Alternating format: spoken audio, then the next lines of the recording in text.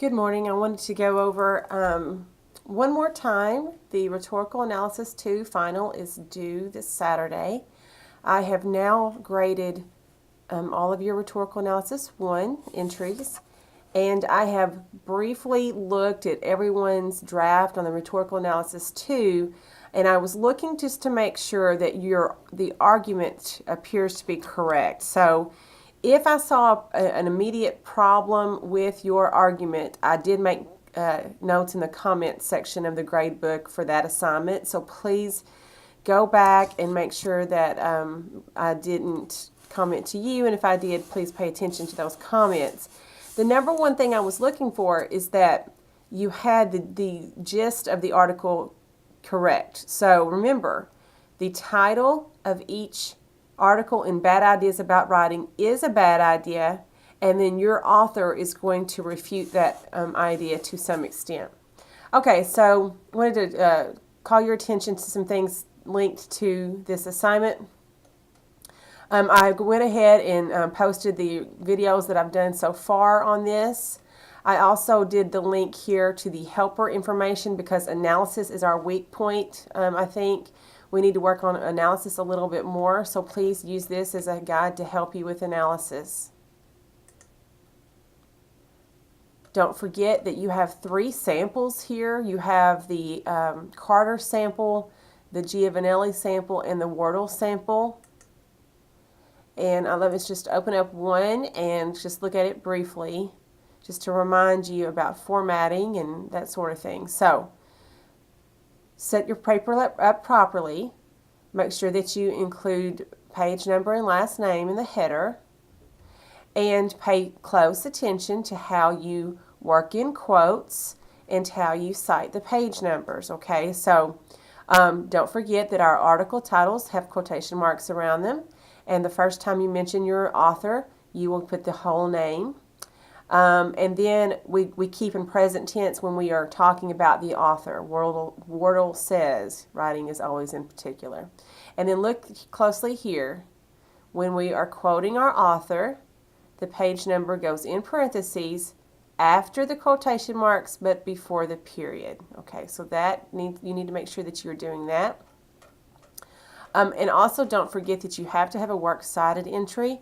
And so this is originally set up on the left margin, and it's what we call a hanging indent. And you can either use the template to set it up, or you literally can like tab over, just one. So don't make this harder than it is. You make sure that you get this formatted correctly, because you will be counted off to some extent for any formatting issues. Okay, so take a look at all the samples and read through them and make sure that you have all the pieces in place. So I made a list after grading all of the Rhetorical Analysis 1 assignments. I made a list of concerns that I just want to cover with you here quickly. So the first one, and the most important, so this is as much a reading assignment as it is a writing assignment. We have critical reading as one of our learning outcomes, and so it's important that you are able to read and comprehend. So the number one concern that I have is that you understand the article fully. The Carter article was difficult, I understand that, but make sure you fully understand the article and read it several times. Read it aloud, annotate it well, read it slowly, whatever you have to do to make sure that you are fully grasping what the author is saying. The author's thesis should be contradicting to some extent to the title of the article. In no way is the title of your article going to be proven in that essay. That's the whole idea of it. It's sort of a joke in a way, because these are bad ideas about writing. I'm still seeing a lot of use of the word you. We do not use YOU in academic writing. Make sure that you revise and get that out of there. You need to remember that whoever is reading your essay has not read the article at all. So you have to summarize for an audience who has not read it. So you have to hit all the key points to make sure that your audience will understand the article. I have a few students who are relying too heavily on quotes. You should only use just a few quotes throughout the whole essay, and those quotes should be because they are so unique you can't paraphrase. Rely mostly on paraphrasing, okay? And then we have a plagiarism concern. I'm going to be giving you a tutorial later. I don't know when it will be, maybe today.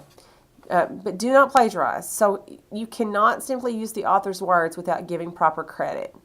Put quotation marks around 3 or more borrowed words. The page number goes after the quotation marks but before the period. So I did see some word for word, and since this is still early in the semester, I just assumed that you made a mistake. Next time it will be a 0 for the assignment. You have to be very, very careful about this. It's a serious offense.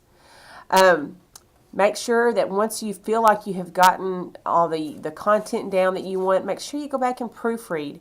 There were so many easy mistakes that if you had just slowed down with your proofreading, you would have caught them. I'm talking about spelling mistakes and punctuation. So please check that.